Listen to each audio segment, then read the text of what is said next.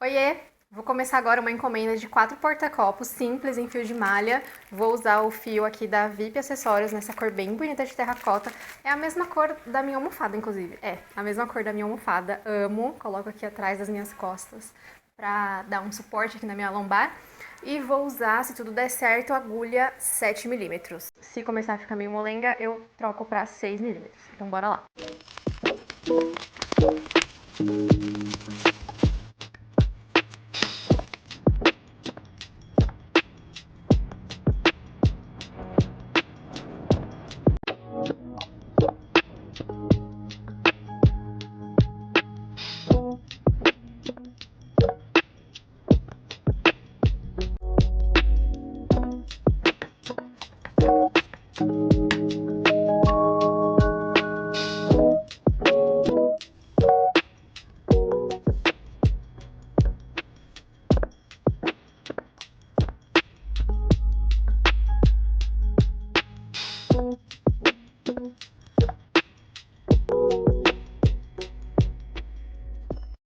Tava assistindo alguns vídeos agora de manhã. E um deles era uma artesã crocheteira falando sobre como você escolher seu nicho, como definir, como começar a sua loja de crochê em 2026, enfim. Eu gosto de assistir esses vídeos, por mais que eu já tenha estudado muito sobre essas coisas, né? Porque às vezes vem uma ideia diferente, uma ideia interessante. Eu gosto de ver o que as pessoas estão pensando por aí. Enfim, e aí tava pensando que eu concordo racionalmente com tudo que a galera do marketing fala sobre você escolher um nicho, por exemplo, moda praia, e aí você faz biquíni, saída de praia, chapéu, bolsa de praia, enfim, pode ser em crochê, pode ser em tricô, em tecido, mas você tá naquele nicho da moda praia, né? E racionalmente isso faz todo sentido para mim, você fica especialista naquilo, quando a pessoa pensar em moda praia, ela vai pensar em você e ela vai te indicar para alguém que esteja precisando comprar alguma coisa de moda praia ou quando ela quiser presentear, enfim. Mas no dia a dia, na prática, é muito difícil fazer isso, né? São raras as pessoas que falam, ai não, eu só gosto de fazer tapete, não gosto de fazer mais nada, já tentei, eu nem tentei, nem quero tentar, eu sempre fiz tapete, continuo fazendo tapete. É muito raro uma pessoa assim, né? Eu fico, inclusive, muito admirada por pessoas que por muitos anos conseguem ali manter de fazendo a mesma coisa. Por exemplo, tem uma pessoa que eu sigo, é Andrea Pompeu, acho que é isso. Eu tenho certeza do sobrenome Pompeu, mas eu não lembro se o nome agora é Andrea. Ela só faz guirlanda de flores, assim, de crochê, para decorar a casa, não só no Natal ou não só como porta-maternidade, enfim, mas tem gente que coloca para decorar a casa, coloca na porta, coloca na parede. E são peças maravilhosas, belíssimas. Não é um valor assim muito barato que todo mundo pode adquirir um produto desse, mas ela tá lá incansavelmente fazendo a mesma coisa, o mesmo tipo de peça. É claro que a cada projeto que ela faz são combinações de cores diferentes, elementos diferentes que ela coloca ali junto com as flores e folhas de crochê, enfim.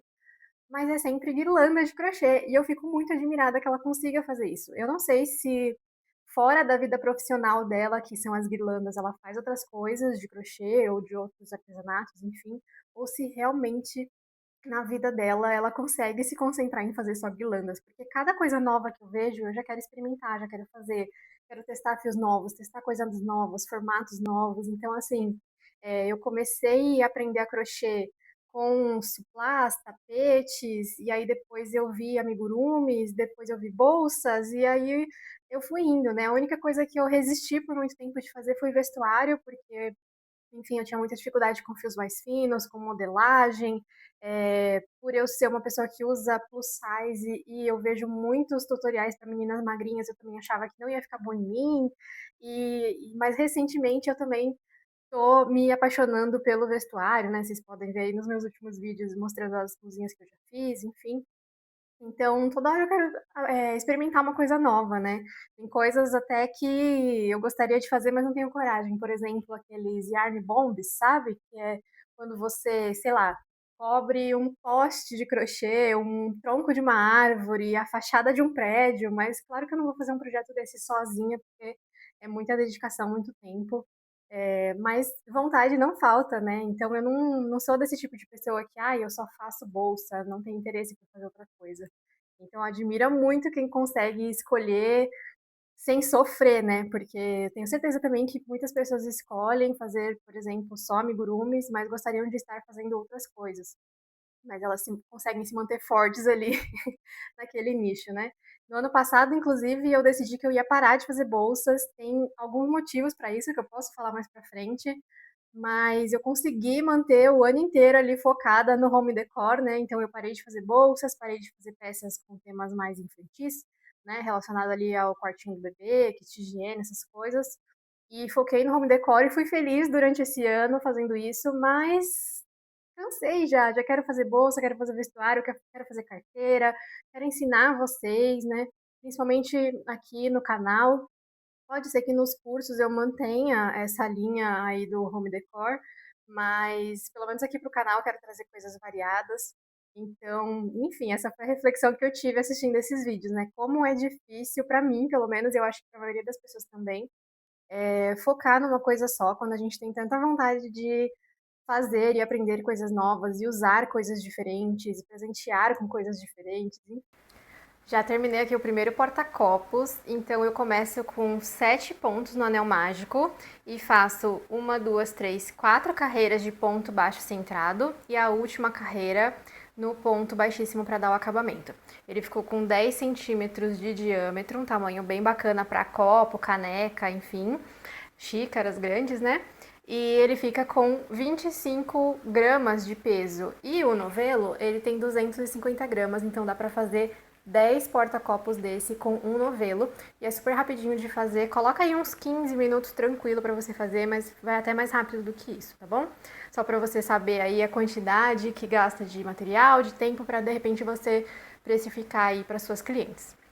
E eu uso aquela técnica de fechamento de carreira invisível, sem volume, sem cicatriz. Então, olha que perfeito que fica. A gente que é crocheteira, às vezes tem dificuldade de saber onde é que está a emenda da carreira. E para o cliente, então, fica ainda mais perfeito. Vou fazer os outros agora, então. Eu mencionei que eu parei de criar bolsas para ensinar por vários motivos. E um deles é que eu realmente estava vendendo mais os cursos de decoração. Então eu percebia que tinha essa preferência entre as minhas alunas, né? Então, se eu estou vendendo mais desses cursos, eu decidi focar mais neles. Uma outra coisa que aconteceu também, peraí, deixa eu contar os pontos aqui. Um, dois, três, quatro, cinco, seis, sete. Uma outra coisa que aconteceu também é que de uns tempos pra cá, muitas artesãs começaram a colocar aulas gratuitas no YouTube de bolsas super elaboradas, difíceis de criar, difíceis de ensinar, difíceis de fazer, enfim, num volume muito grande assim de aulas. Então, eu comecei a perceber que para quem estava começando a montar um ateliê, que quer começar a vender bolsas, não precisava comprar curso, porque tinha muita coisa muito bacana no YouTube. As bolsas mais elaboradas aí que as clientes vão querer, que estão na moda, os formatos, enfim. E aí começou a ficar meio sem sentido de eu criar as bolsas para os cursos, pensando nas minhas alunas que querem fazer para vender, né? Então isso me desanimou bastante. Além de ter um histórico aí de bolsas que eu crio e pessoas, até marcas grandes, artesãs de marcas grandes, copiarem. Então eu estou vendendo ali a minha aula e de repente, uma semana depois, aparece uma bolsa igual ou muito parecida no canal dessa pessoa, dessa artesã ou dessa marca, enfim. Então isso acabou me cansando um pouco, o que me levou a deixar de seguir diversas contas que eu gostava de acompanhar. Na verdade, eu não deixei de seguir, mas eu silenciei para não ficar vendo as publicações, né? Porque isso acabava me deixando muito ansiosa de ver as pessoas fazendo coisas legais e eu queria estar acompanhando essas tendências, então eu queria estar fazendo tudo que todo mundo estava fazendo, só que eu sou uma pessoa só, eu não sou todo mundo junto ao mesmo tempo. Então eu via as publicações e ficava pensando, poxa, eu quero fazer isso, mas não tenho tempo, não cabe na minha agenda, não consigo gravar tantas aulas e postar tudo em pouco tempo, né?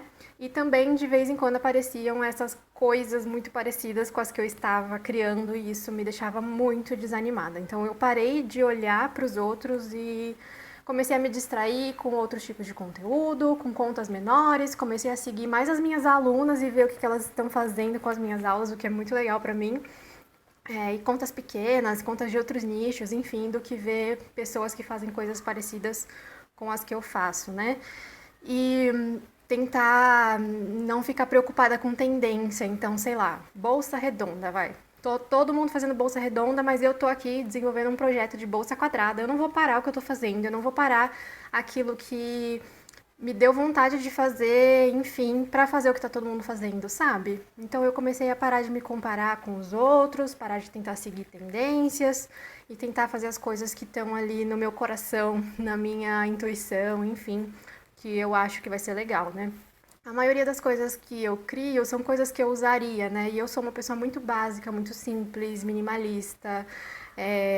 Não sou de usar coisas muito fashionistas, cores muito extravagantes, formatos extravagantes. Então eu acabo atraindo pessoas que gostam de coisas parecidas com as que eu gosto, né?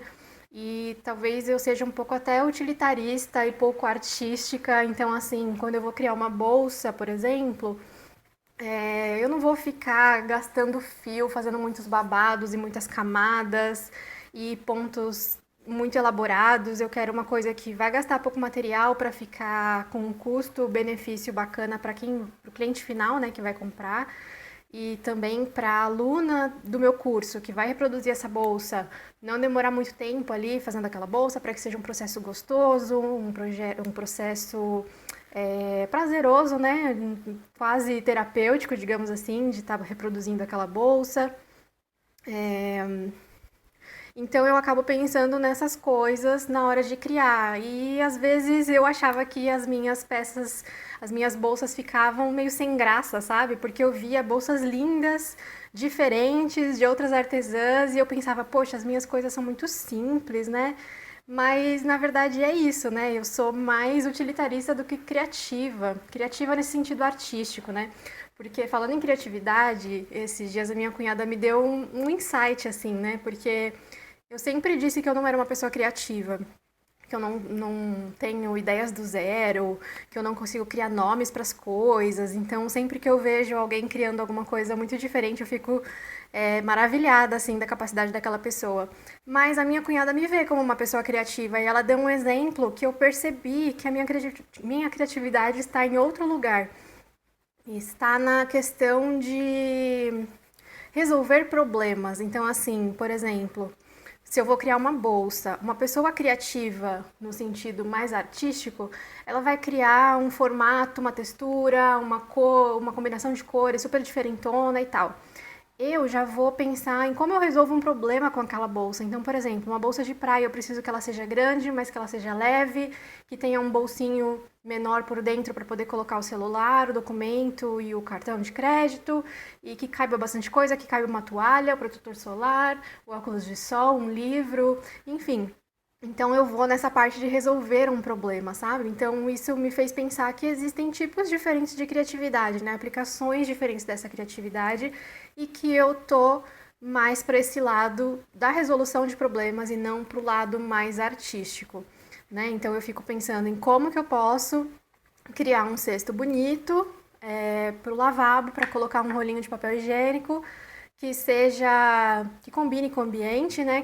E que caiba ali o que eu quero colocar dentro, mas que seja fácil de lavar. Então foi assim que saiu esse cestinho aqui, né?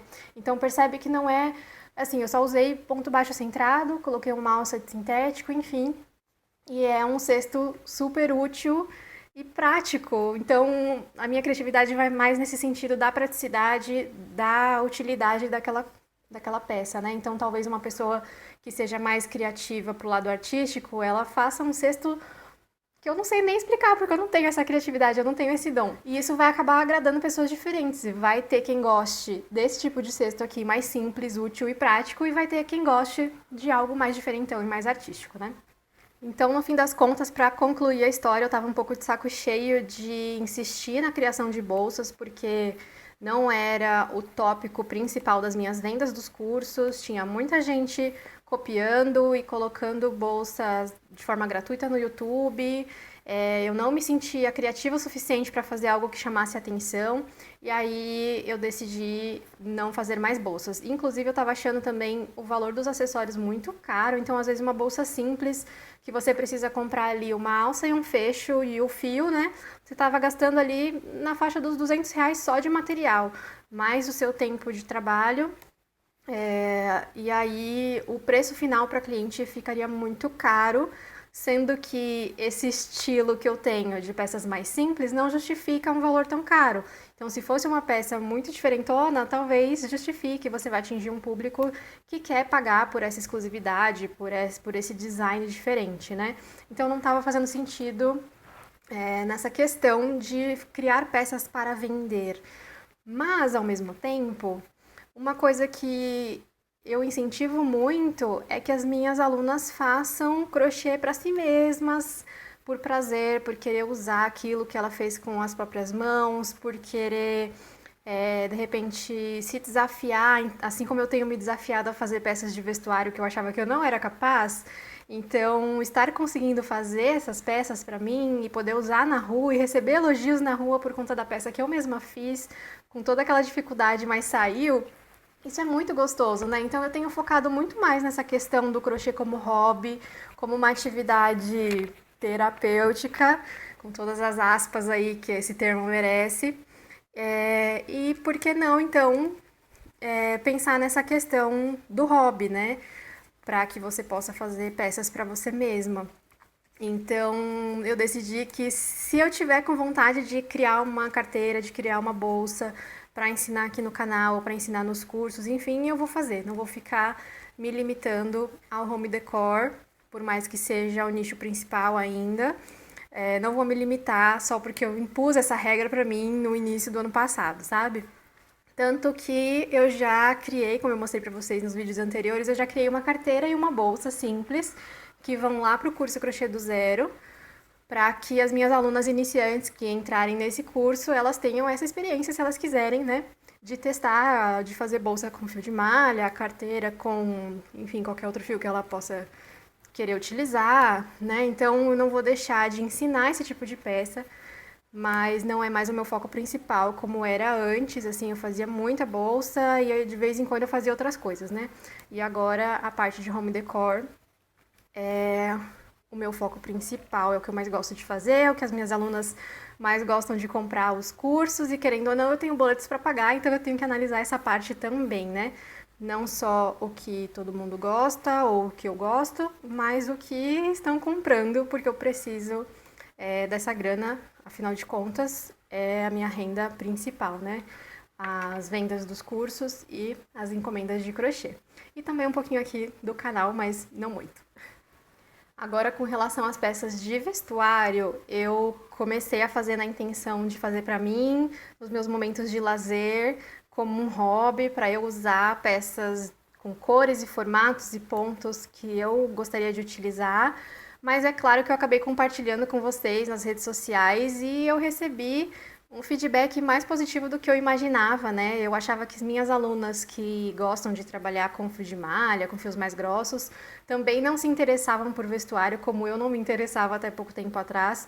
Mas não, eu percebi que a maioria das minhas alunas é daquele tipo de crocheteira que faz o que a cliente pede. Então a cliente vem pedindo um tapete, ela vai fazer, uma peça de roupa ela vai fazer, um chaveiro de lembrancinha ela vai fazer, né? Então a maioria das minhas alunas não tem muito essa limitação de só trabalhar com fios mais grossos ou só fazer peças de decoração, enfim, o que tiver aparecendo de encomenda, elas aceitam e eu acho isso o máximo. É claro que tudo também não dá, né, gente? Por exemplo, sei lá, um vestido de noiva, se um dia alguém me pedir, não tem condição, né? Nunca fiz vestido, muito menos de noiva, e tenho certeza que demora muito pra fazer, então eu não pegaria esse tipo de encomenda, pelo menos não nesse momento, né? Não vou falar que nunca, porque sabe Deus. Mas então eu percebi que vocês gostam também de vestuário e eu acabei aprendendo algumas técnicas com algumas aulas, segui aulas completinhas do começo até o final. Também fiz outras peças misturando tutoriais diferentes e até que eu criei uma blusa 100% da minha cabeça. Claro que tem aí Ponto alto, ponto baixo, que é uma coisa que não foi eu que criei. O formato também da blusa não fui eu que criei, eu já tinha visto peças de tecido nesse mesmo formato, mas a concepção assim dessas técnicas misturadas até chegar no resultado final eu fiz do zero, fiz da minha cabeça. Então, sendo assim, é uma peça que eu poderia ensinar pra vocês e eu percebi que vocês gostaram muito, a modelagem dela ficou bem legal. Não é um fio tão fino, então eu fiz com o Barroco 4, que não é tão fino assim. Se não me engano, eu usei agulha. Se não me engano, eu usei agulha 5 mm, então também não é tão fina. É, Então, quem sabe vem aí um tutorial de blusinha muito em breve, blusinha de crochê. Antigamente eu me limitava muito a criar coisas só com fio de malha, no máximo ali com um fio de poliéster mais grossinho, ou até mesmo com um fio acrílico, só que mais grosso, tipo com agulha 6, 7, até 9, 10 milímetros, porque eu achava que tinha muito essa divisão, né? Artesãs das linhas finas, artesãs das linhas grossas e que elas não se misturam. Mas na verdade eu percebi que não, que existem muitas artesãs que gostam dos dois tipos de fios, e eu tenho gostado também dos dois tipos de fios, então acho que existe essa possibilidade aí de trazer tutoriais diferentes um pouco do que eu tenho feito até agora. Gente, vocês gostam de incenso? Nossa, eu amo, amo, amo. Qualquer coisa cheirosa, vela, sabonete, creme, cheirinho de ambiente, água de lençóis, qualquer coisa muito cheirosa eu amo. Meu aniversário é 9 de dezembro, se vocês quiserem anotar aí. Brincadeira. Esse aqui eu tenho que dar uma cortadinha na bundinha dele pra ele não ficar bambo aqui no meu incensário.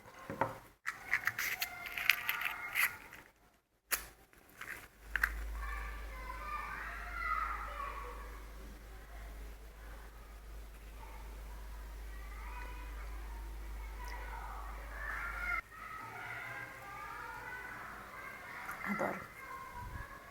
Uma das metas que eu coloquei pro meu negócio de crochê esse ano era voltar pro TikTok. Eu já tinha criado uma conta lá no passado, mas eu não tinha pegado o jeito ainda, porque o público é diferente, a plataforma é diferente, não adianta querer reaproveitar os mesmos conteúdos. E eu também fiquei meio viciadinha no TikTok, então eu tava passando muitas horas no celular, muito mais do que eu ficava antes no YouTube, no Instagram, enfim. E aí eu resolvi deletar o aplicativo pelo bem da minha sanidade mental e fui viver minha vida normalmente, nada acontecendo de anormal por eu ter saído do TikTok. Mas aí eu vi muitas pessoas falando: você tem que estar no TikTok, você tem que estar no TikTok, você tem que estar no TikTok, porque as pessoas que estão no YouTube, que estão no Instagram, não são as mesmas, e não são as mesmas do TikTok, a faixa etária é diferente, blá blá blá. E aí os vídeos que você tem feito agora estão diferentes, e pode ser que tenha mais a cara do TikTok, então eu fiz a minha conta por lá e comecei a postar. Por enquanto eu tô reaproveitando conteúdos, assim, eu não paro e gravo alguma coisa especificamente pensando no TikTok, né? O que seria o ideal inclusive gravar direto lá na plataforma, no editor de vídeo deles ali, enfim. Mas não tive esse tempo ainda, por enquanto eu tô tentando só deixar a conta ativa lá, até porque às vezes aparece uma marca querendo fazer alguma publicidade, alguma parceria, alguma coisa, e aí você, inevitavelmente, geralmente eles pedem para você ter pelo menos um canal no YouTube, uma conta no Instagram e uma conta no TikTok, né? Então, pelo menos para o nosso nicho aqui de professoras de crochê, professoras de artesanato, essas são as três plataformas que as marcas costumam pedir, então é bom que eu esteja por lá, né? Então, vamos ver no que vai dar isso aí agora. Terminei os 4 porta-copos, cronometrei esse último para ter certeza e ajustando o celular aqui para gravar para vocês e parando para dar um golinho de água, deu 11 minutos e 5 segundos. Então, aqueles 10 minutos ali, certeza que você consegue fazer um porta-copos. Mas é claro, a gente não é robô, a gente não é máquina, a gente precisa descansar. E também cada uma tem seu ritmo, então bota aí uns 15 minutos pelo menos para cada um. Então, em uma hora você consegue fazer 4 porta-copos e com um novelo desse aqui da VIP, né, você consegue fazer 10 unidades. Dependendo de onde você comprar o fio e o frete para sua região, você vai gastar aí uma média, vamos colocar de R$ 3 de material para cada porta-copos. E eu vou chutar aqui que você cobra R$ 20 na sua hora de trabalho, o que é um valor para iniciantes, assim, não é um valor muito alto. e também para facilitar a nossa conta, então seria aí R$ 5 de mão de obra para cada porta-copo. Então R$ 5 de mão de obra mais R$ 3 de material já são R$ 8. Se você não tem mais nenhum gasto além disso, você pode acrescentar ali 10, 20% de lucro, só para você ter ali um caixa, poder comprar mais material e continuar fazendo seu crochê, pagar também o custo da cola, da agulha, que são coisas que a gente não consegue mensurar tão fácil quanto aqui o fio, né? E tem a questão da embalagem também, como que você vai entregar esse porta-copos para sua cliente. E se você tem um ateliê que você tem outros gastos, como por exemplo, uma conta de internet, o aluguel de um espaço, ou você tem as suas etiquetas personalizadas, você paga um MEI, você gasta com patrocinados nas redes sociais, né, com anúncios, enfim, aí você já vai tendo que colocar tudo isso na conta, na sua conta de precificação, né? Inclusive lá no clube, meu querido crochê, eu tenho uma aula bem completinha sobre precificação e tem uma planilha que você pode preencher ali todos esses valores e aí já sai o resultado final de quanto você pode vender as suas peças. Então, isso facilita bastante para você não ter que pensar em tudo isso do zero toda vez que você for precificar uma peça, tá bom? Então, fica aí uma sugestão de venda de pelo menos R$ 10 aí a unidade do porta-copos com esse fio aqui, só para você ter uma noção nas suas primeiras encomendas, enfim, para você poder cobrar. E aí depois você vai ajustando conforme a sua necessidade, aí ajustando esses valores. Agora eu vou embalar os porta-copos para deixar prontinho para entregar essa encomenda.